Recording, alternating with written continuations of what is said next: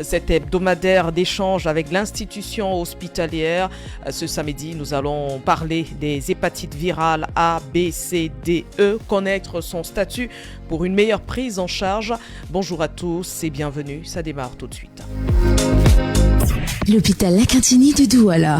Toujours à votre écoute et encore plus proche de vous propose chaque semaine un programme d'éducation à la santé. Tous les samedis, un spécialiste répond à vos questions de santé. Lacantini avec vous sur Radio Balafon. Et notre spécialiste ce jour, c'est Dr Germaine Talla, gastro-entérologue. Bonjour docteur et bienvenue sur Radio Balafon. Merci, bonjour madame. Nous allons, chers auditeurs, patients et même personnels de l'hôpital Lacantini de Douala, rappeler que cette émission est la vôtre. Vous pourriez participer ou poser des questions en lien avec le thème du jour. Dans un instant, notre invité répondra au 650 25 25 50. En rappel, Lacantini avec vous, c'est une coproduction Hôpital Lacantini, Radio Balafon. La supervision de ce programme est assurée par Dr Marie-Solange Ndom Ebonguet et c'est sous la coordination de Georges Sémet de la cellule de la communication de l'hôpital Lacantini. Bonjour Georges Sémet.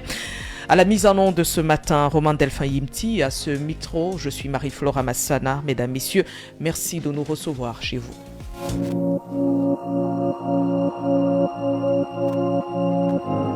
Docteur Germaine Talla, dites-nous d'entrée, qu'est-ce que la gastro-entérologue ? On a dit vous êtes gastro-entérologue, mais qu'est-ce que la gastro-entérologie ?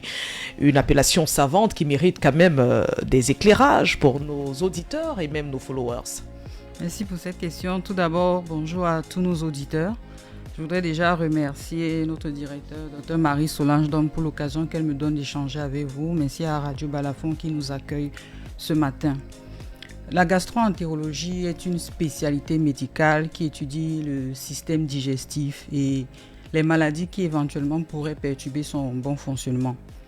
Le système digestif est composé du tube digestif qui va de l'œsophage jusqu'à l'anus et de ses annexes qui sont des glandes, telles que les glandes salivaires, le foie, le pancréas et puis la vésicule biliaire.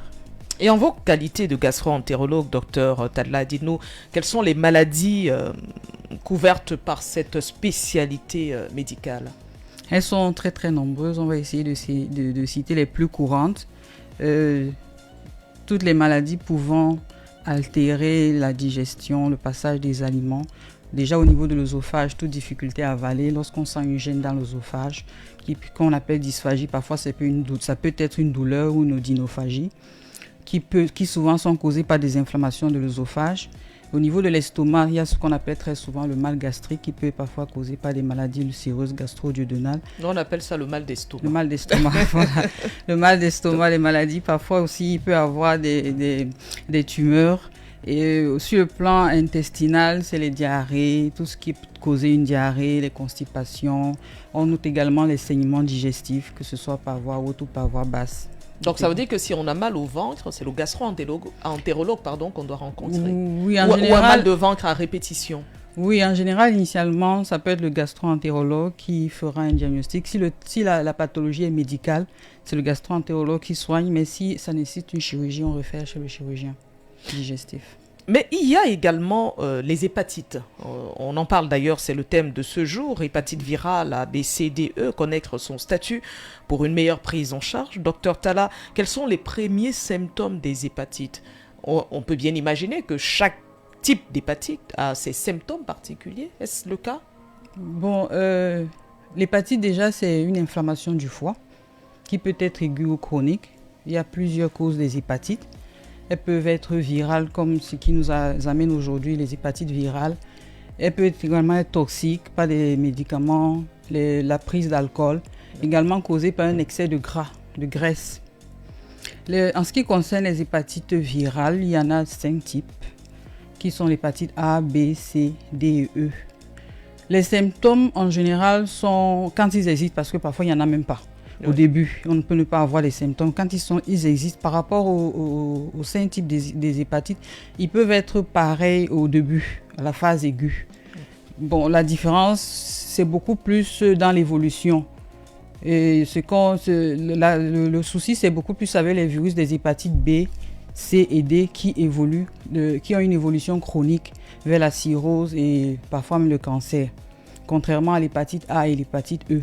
La différence également, c'est par rapport au mode de transmission.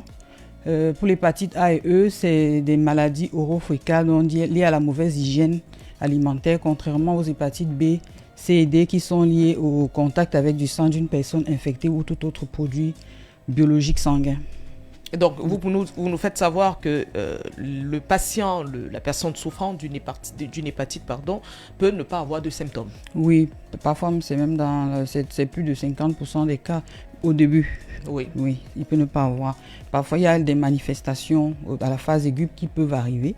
Ça sera peut-être une fièvre, des courbatures, des douleurs abdominales. Parfois, au début, on pense même d'abord que c'est un palu. Et puis après, il apparaît une jaunisse, donc une coloration jaune des yeux, de la peau. Et puis après, parfois, les symptômes peuvent disparaître spontanément. À l'occasion de la journée mondiale des hépatites, l'hôpital La Quintilie de Douala a décidé de mettre sur pied de nombreuses activités. Que propose l'hôpital La Quintilie aux populations, Dr Talla? Effectivement, à l'occasion de cette journée, nous avons des activités qui vont se dérouler sur 3 jours à partir de lundi 24. Et donc, ce jour, le lundi, nous organisons une campagne... Le 24 août. Voilà, 2026. Nous organisons une campagne de dépistage et de sensibilisation. Il faut noter que le dépistage, il est gratuit et concerne les hépatites virales B et C. À partir de 8h, à l'espace mère-enfant, juste après le portail d'entrée. Pourquoi vous insistez sur les hépatites B et C? Justement, comme je disais tout à l'heure, parce qu'il y a un risque d'évolution chronique vers la cirrhose du foie et vers le cancer. Il y a un risque de contamination chez l'enfant à la naissance, donc, et qui est source de faire perdurer la maladie. Donc, c'est pour ça qu'on insiste un peu sur ces maladies. Insistons également sur les dépistages, Dr Talla. Qui est concerné et quelle est l'importance de se faire dépister pour ceux qui nous prennent à l'instant? Tout le monde est concerné. Tout le monde est concerné. Il est important de se faire dépister parce que déjà, on peut être en bonne santé et être porteur du virus. Parfois, comme je disais, il n'y a pas de symptômes, sauf que ces symptômes peuvent se manifester quand c'est déjà tard. On est déjà à la phase de complications que sont la cirrhose ou le cancer et puis c'est déjà un peu difficile de rattraper le coup. Et c'est pour ça qu'il est vraiment très important. Il est important de se dépister aussi, surtout pour une femme enceinte, afin d'éviter de contaminer son enfant à la naissance. Pour tout chacun, pour éviter son partenaire ou un membre de la famille, c'est important de se faire dépister, de connaître son statut. Lorsqu'on vous écoute parler, docteur Talla Germaine, on a l'impression que les chiffres sont alarmants au Cameroun. Quels sont les chiffres des hépatites virales au Cameroun en termes de prévalence et de taux même de mortalité? La prévalence de l'hépatite B est estimée à environ 11,2% au Cameroun. L'hépatite delta représente 10,9% des patients qui ont l'hépatite B. Parce qu'on ne peut avoir l'hépatite delta que si on a l'hépatite B. Et en ce qui concerne l'hépatite C, la prévalence est estimée à environ 1,3%. En ce qui concerne la mortalité, on estime environ 10 000 décès par an au Cameroun liés aux hépatites. Et qu'est-ce qui peut provoquer le décès d'une personne atteinte d'une hépatite virale? Qu'est-ce qui provoque? Déjà l'ignorance, si on ne sait pas qu'on a l'hépatite. On peut avoir l'hépatite, si on ne sait pas qu'on a, on peut décéder au stade des complications parce qu'on n'a pas su se faire dépister avant. Lorsqu'on sait déjà qu'on a l'hépatite, c'est le choix de la prise en charge parce qu'il y a beaucoup, quand ils sont au courant qu'ils ont une hépatite, préfèrent la voie traditionnelle qui parfois peut encore aggraver les symptômes. Il y a aussi même parfois l'inobservant. Il y en a qui savent qu'ils ont l'hépatite, on met les traitements mais ils n'en prennent pas. Donc ça peut faire aggraver la maladie. Donc vous attirez la conscience. Il faudrait que les gens soient conscients justement de l'importance. De se faire dépister, de se faire suivre lorsqu'on est porteur. Est-ce qu'on peut guérir d'une hépatite? On peut guérir de l'hépatite A, de l'hépatite E. On peut guérir de l'hépatite C. Il y a des traitements qui guérissent à plus de 95%. Si c'est dépisté tôt? Oui. Bon, oui, que soit oui, en fait, quand c'est dépisté, ça c'est parce que le foie est déjà fibrosé, il a déjà atteint un stade où c'est difficile de revenir en arrière. Mais en ce qui concerne le virus, on peut l'éradiquer par le traitement en ce qui concerne l'hépatite C. Et déjà, il faut aussi savoir qu'on peut guérir naturellement des hépatites B et C. L'organisme peut arriver à éliminer de lui-même. Mais lorsque ce n'est pas possible, on aide avec les médicaments. Ça, c'est pour l'hépatite C. Pour l'hépatite B, lorsqu'on met un traitement, l'essentiel, l'objectif ultime d'abord, lorsqu'on traite un patient, c'est d'éviter l'évolution vers les complications. Donc, on essaie d'inhiber la réplication du virus. Quand vous parlez de complications, vous parlez de quoi, de la cirrhose du foie et parfois même du cancer du foie. Est-ce que quelqu'un qui prend constamment de l'alcool, qui fume du tabac, est exposé à ce que vous évoquez, Dr Talla? Oui, quelqu'un qui prend de l'alcool. Ou c'est simplement par le sang, vous avez dit? Quelqu'un qui prend de l'alcool peut faire également une cirrhose du foie, mais liée à l'alcool. Et s'il a déjà une hépatite, ça fait qu'il y a 2 comorbidités, donc 2 agressions pour le foie, ce qui est déjà un peu trop. Bon, le tabac, c'est vrai qu'il est beaucoup plus, il agit beaucoup plus au niveau des poumons, mais bon, c'est pas toujours bien de boire, de fumer. Et quelle politique est mise en place pour accompagner les patients qui souffrent d'hépatite à l'hôpital La Quintini de Douala? Ce qui est mis en place, déjà, c'est la création depuis 2016 d'un centre de traitement de prise en charge, d'un centre de traitement agréé de prise en charge des hépatites virales. Depuis 2000, qui met à disposition des médicaments subventionnés par l'État, notamment le tenofovir, le sofosbuvir, le patafosine. En fait, il y en a plusieurs. Et dont les prix varient. Parce que là, ça devait être compliqué pour nous qui ne sont pas du domaine. Dont les prix varient de 2 000 à 5 000 selon le protocole à 100 000 selon le protocole qui est choisi pour les 2 types et également pour l'hépatite delta. Et également, depuis février 2025, le ministère de la Santé a mis à disposition des vaccins gratuits pour les nouveau-nés de mères antigènes HBs positifs, dont ils reçoivent une dose gratuite à la naissance. Également, il y a également la distribution des mamans qui ont de la maladie, c'est ça? Oui, voilà. Donc, lorsqu'on reçoit une femme enceinte qui est en salle d'accouchement, il y a un vaccin qui est gratuit, qui est donné gratuitement à l'enfant dans les 24 premières heures de naissance. Pour protéger l'enfant? Pour protéger l'enfant, pour éviter la contamination. Également, il y a également une chimioprophylaxie, donc un traitement qui est prescrit à la maman lorsqu'elle est enceinte à partir du 2e trimestre pour éviter la contamination également de l'enfant et qui est donné gratuitement à la femme enceinte. On rappelle à nos auditeurs qu'ils pourront réagir, ils pourront poser leurs questions tout à l'heure au docteur Germaine Talla au 650 25 25 50. Vous aurez au standard Romain Delphine qui est à la mise en onde de ce matin. Je rappelle que vous écoutez le programme La Quintini avec vous sur Radio Balafon, un programme coproduit par l'hôpital La Quintini, Radio Balafon. La supervision est assurée bien sûr par docteur Marie-Solange Dom Ebonguet, directrice de cette formation sanitaire, et la coordination de Georges Sémé de la cellule de la communication qui est également en prise avec nous dans ce studio. Est-ce qu'on peut prévenir les hépatites, docteur Talla? Oui, on peut prévenir les hépatites. Quels conseils pouvez-vous donner au public afin d'éviter les hépatites? Si on parle des 5 types des hépatites, on va aller pour l'hépatite A et E. C'est la bonne hygiène alimentaire, se laver les mains avant de manger, bien laver ses aliments avant de manger, bien cuire les aliments avant de manger. En ce qui concerne les hépatites virales B, C, D, dont la contamination est liée au sang ou bien aux produits biologiques, déjà, c'est éviter de partager tout objet tranchant avec d'autres personnes. Lorsqu'il y a des rapports sexuels à risque, il faut se protéger. Il faut se dépister, bien évidemment. Avant tout, il y a un vaccin qui existe pour l'hépatite B, qui protège contre l'hépatite B.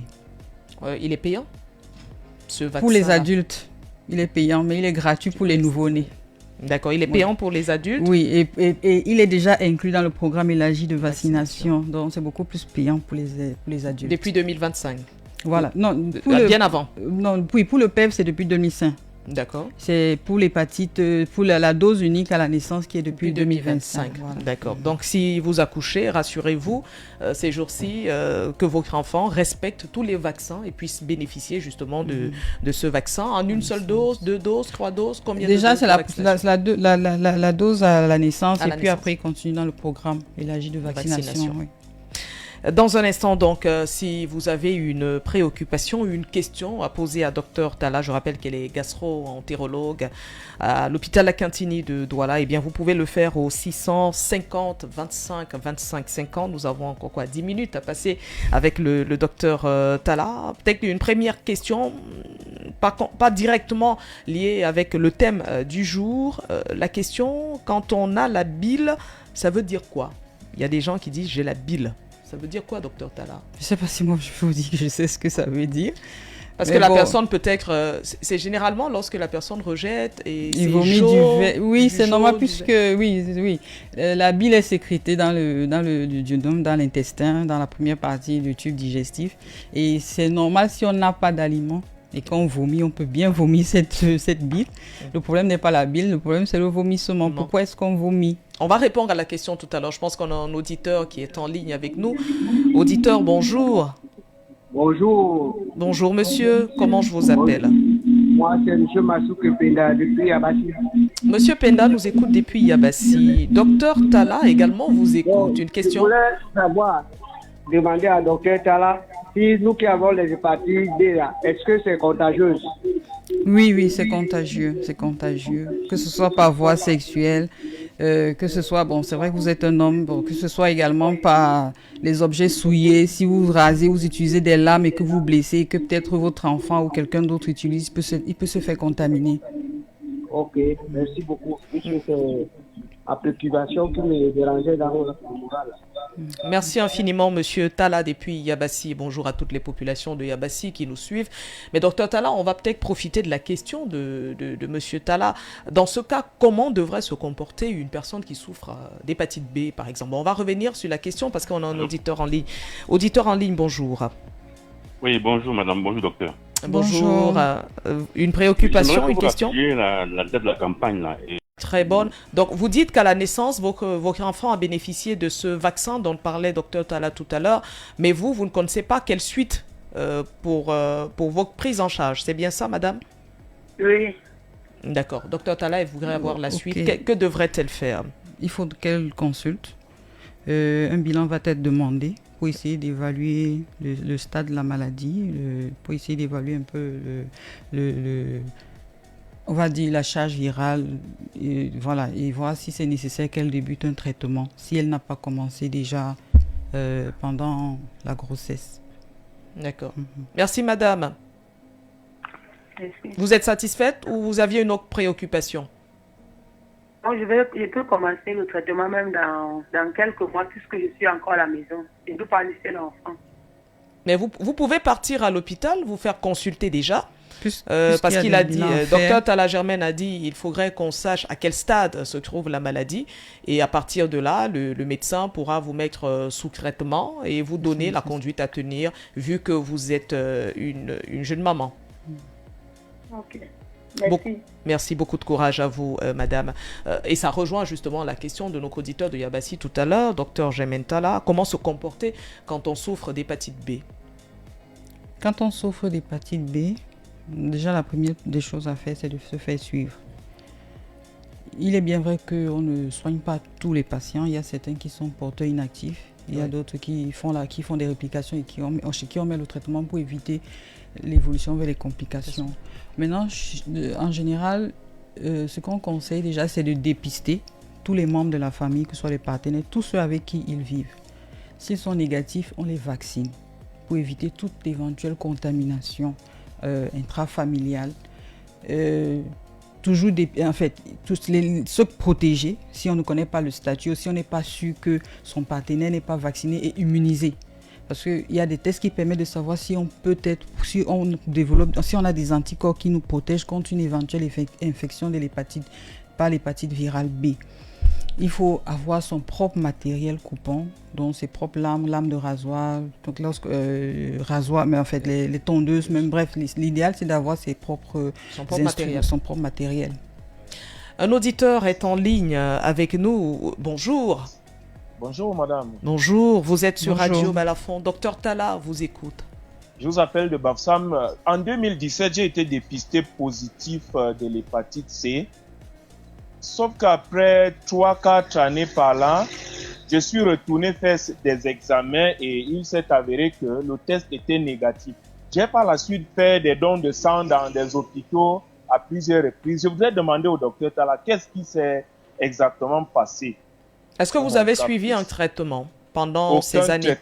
Aucun traitement. Je n'ai suivi aucun traitement. Docteur Talla. Non, je ne comprends pas. Alors, je crois qu'il y a quelque chose qui ne va pas quelque part. Peut-être que le premier test n'était pas bon, oui, parce que si après il a dû donner parce qu'on fait toujours des tests, des bilans avant de donner le sang, donc sûrement qu'il y a eu une erreur quelque part. C'est possible que le premier test n'était pas le bon. Oui. Vous êtes satisfait de la question, notre auditeur de Bafoussam? Je suis satisfait, merci Balafon. Merci infiniment et bonne journée à vous. Bonjour à tous nos auditeurs de Bafoussam.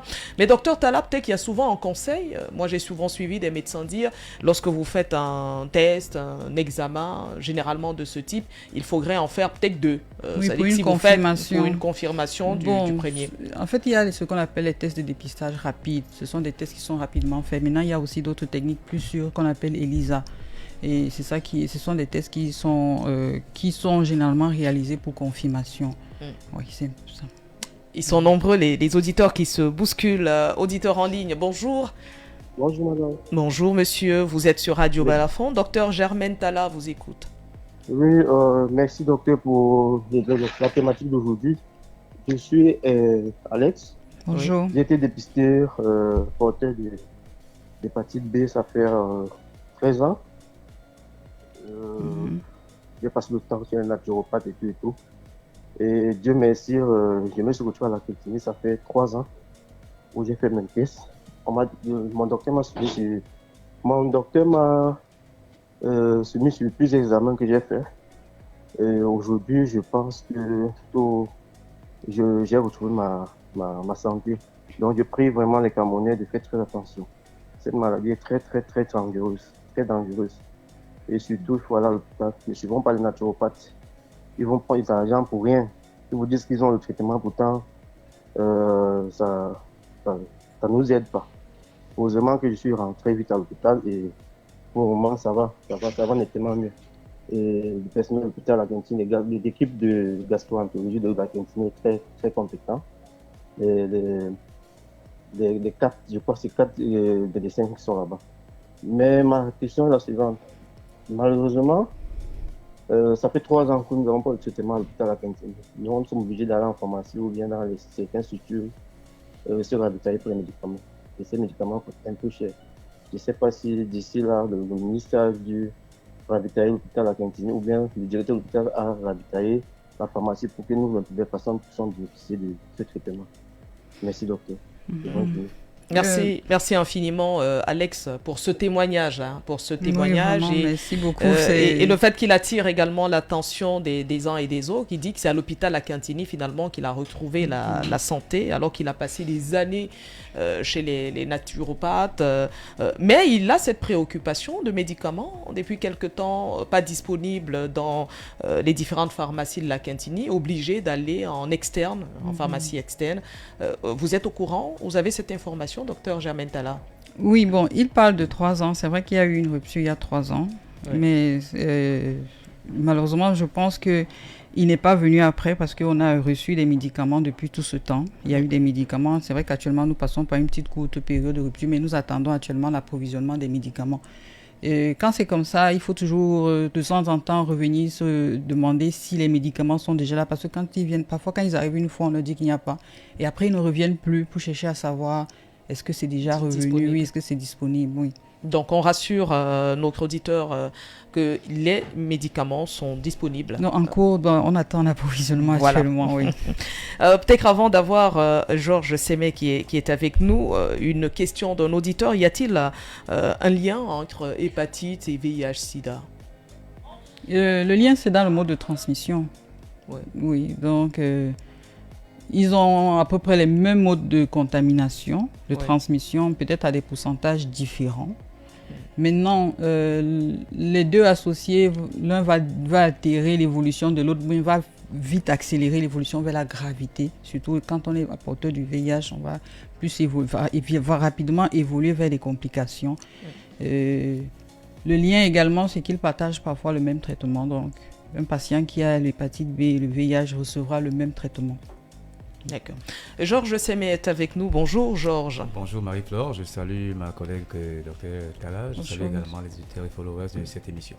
Le thème est très intéressant. D'ailleurs, on reçoit tellement de messages. Ils sont nombreux à appeler pour poser des questions, en savoir davantage, mais également faire des témoignages, comme cet auditeur qu'on a eu il y a un instant sur la prise en charge des hépatites à l'hôpital La Cantini de Douala. Nous sommes très heureux que les auditeurs et followers de Radio Balafon et surtout de cette émission soient scotchés et prennent le train de l'information en ce qui concerne les hépatites, qui est aujourd'hui considérée comme une question de santé publique et qui devrait intéresser chacun de nous. Et je pense que avec l'offre de l'hôpital La Cantini à partir de ce lundi, les populations pourront savoir en ce qui concerne le statut parce que le docteur Tel l'a dit, il est très important de connaître son statut hépatique et bénéficier d'une meilleure prise en charge, et toutes les dispositions ont été prises à l'hôpital La Cantini pour que tout soit facilité ce lundi. Et mon intervention portait surtout sur la question qui a été posée par le précédent